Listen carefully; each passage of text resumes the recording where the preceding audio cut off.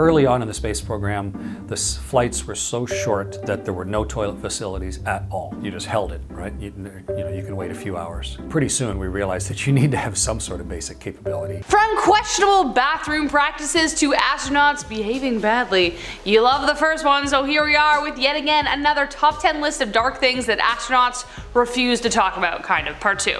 Welcome back, Top 10 fam, I'm your host Rachel Fisher, and today we are heading back up to outer space. 3, 2, 1, blast off. Starting off number 10, no life insurance? This first one is definitely out of this world. Neil Armstrong didn't have life insurance along with the entire Apollo 11 team. That sounds absolutely bonkers, especially considering the fact that he was leaving behind family on Earth, so if something were to happen, which was very likely, there was nothing left for them. And also like, what? But it was because they were doing something that was more dangerous than anything any human had ever done before that they just couldn't afford the life policy. Taking out a life insurance policy was nearly impossible, but the astronauts had something up their sleeve. While in quarantine, the crew signed hundreds of autographs and gave them to their family and friends. Even though eBay wasn't a thing yet, they knew that those autographs would be worth a pretty penny considering how famous the team was. Thankfully, they didn't really need to, but that didn't stop the autographs from being sold. One even got picked up at an auction recently for 30 grand. Number 9, Gordon Cooper. Gordon Cooper. I think the phrase never meet your heroes really applies here, because as we learned in the first part, a lot of early astronauts really let the fame get to their heads. Cooper was happy in his married life, so long as he maintained the happiness of his mistress, who was also a married woman. 4 months before he was chosen to be an astronaut, his wife, Trudy, had decided that enough was enough. She was tired of his infidelity and decided it was time to leave after 12 years of marriage and put it in the dust. But little did she know, as she walked away, she was taking away his life dream. As we learned in the first list, divorce wasn't a good look. Cooper begged her to come back, not because he regretted his ways, but more so because his dreams of going to space would be cancelled. So it's like, come back, I don't miss you though.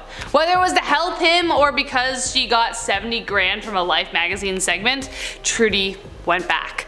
They stayed married until he retired in 1970, when it no longer mattered if he was married, so hopefully Trudy got out of there, you know what I mean? Number 8, hidden treasure. Speaking of Mr. Cooper though, he did make some interesting discoveries up there in the sky that he kept pretty close to his chest. Cooper was apparently very talented at spotting sunken ships in the ocean from up in space. Gordon flew on the Faith 7 flight in 1963 and spotted several anomalies that had the potential of being, I don't know, gold-soaked shipwrecks. When he got home, he put them all on a map, which was a decade-long project. He hunted down and coordinated which ships they could be, but didn't tell anyone until decades later. The discoveries came out in 2017 when a treasure hunter, Daryl Miklos, used the maps Cooper made to make a TV show. There were 100 sites Cooper speculated were shipwrecks, and the first 5 were correct, and he just kept turning up right. Good for you, Cooper. Good for you. Number 7, what's the buzz? Speaking of buzz,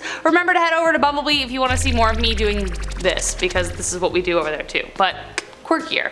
Anyways, enough of that. The buzz we are talking about is Buzz Aldrin. Now Buzz did some pretty incredible things, but the side of Aldrin NASA doesn't love talking about is, well, yes, the married life. Apparently Buzz wasn't really an emotional guy, so to help his wife cope, he gave her a pet monkey in 1966. They had one before who had recently died, but this one was like nothing like the docile thing they had before. It hated his wife. It would make fun of his wife, bare its teeth, use profane finger language. It was very strange. Eventually, his wife got so upset that she said to her husband, "It's either the monkey or me, someone's leaving," to which Buzz replied dryly, "What are you waiting for?" Ouch. She stayed and put up with the monkey and the primate until 1974. After Buzz came back from space, he took up drinking and had many affairs, so they eventually divorced. Number 6, toilet trouble. Toilet humor can be a little taboo of a comedy topic sometimes, despite the fact that farts will always be funny. But you know a stand-up comedian is digging for comedy and just trying to get a laugh if they're using toilet humor, you know what I mean? Anyone agree with that? But I'm not surprised they don't talk about it that often. I mean, it's not pleasant to imagine anyone doing the number 2, but it's even more so whilst in space, because how does that work? In space, gravity likes to be a little finicky because there isn't any. From taping bags to astronauts' butts to vacuums, right?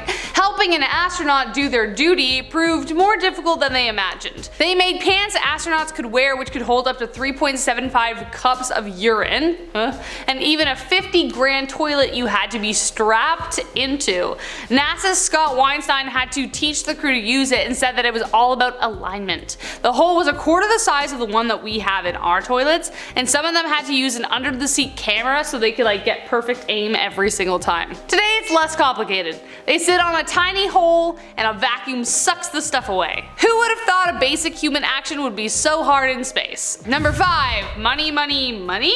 Take a guess. Right now, watching this video, how much do you think an astronaut gets paid to venture where no human has gone before? Yeah, take a minute, I'll wait.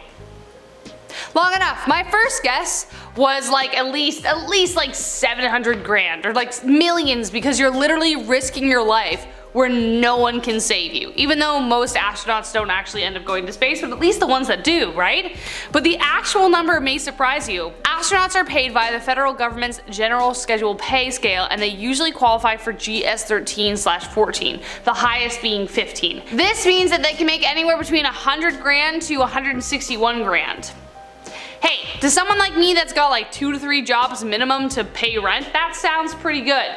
But somehow that doesn't seem quite enough for what they do, or does it? Anyways, by comparison, fish and wildlife administrators are reportedly paid the same. So, I don't know. How do we feel? I guess the main perk is being able to say you made it to space unless you're doing most of the work on the ground. Thoughts? Number 4, the Challenger. The Challenger was one of the most devastating moments in aerospace history. It was literally the worst case scenario that astronauts probably have nightmares about. On January 28th, the world watched in horror as 73 seconds into the launch of the Challenger, it exploded in mid-air, taking with them 7 astronauts, including Christy McAuliffe, the first civilian in space. The reason for the explosion was because of the 2 rubber O-rings which were designed to seal the sections of the rocket booster failed. On the morning of the launch, temperatures were unusually low, which put the craft at risk. Engineers warned against launching. Due to media hype and the pressure, they pressed forward, which was the deadliest mistake they could make. NASA tried to ease the public by saying the crew was probably unconscious when it happened, but more research revealed that they were awake and aware. So, needless to say, not something astronauts love talking about. Number 3, Thad Roberts. This next one isn't entirely PG, so there's a warning for you. But Thad Roberts decided one day that the Mile High Club just wasn't cool enough for him. Thad Roberts always wanted to be the first man on Mars, but he ruined his chances of that for life. I don't know why. Thad stole $20 million worth of lunar rock so he could touch the stars. He, along with accomplices Tiffany Fowler and Shay Soar, used their official IDs to break in and steal the safe the rocks were in. They took it to a motel, broke it open with a chainsaw, and then scattered them on the bed. Tiffany and Thad then joined the 384,000 kilometer club before trying to sell them to an interested buyer. However, their lovemaking contaminated the rock samples, which made them useless to the scientific community. They were eventually caught by the FBI, and Roberts was sentenced to 8 years in prison. Also, he could say he had sex that was out of this world. Next up, number 2, questionable water. This next one isn't technically a secret, but it's definitely something that's a little embarrassing to talk about. We've talked about some crazy survival stories on Bumblebee channel, and one of them included drinking urine to survive. Something a lot of survivalists don't recommend unless absolutely desperate. Essentially, if you consume your own urine, you are consuming the toxin your body tried to get rid of. But NASA has found a pretty neat way to make it fashion.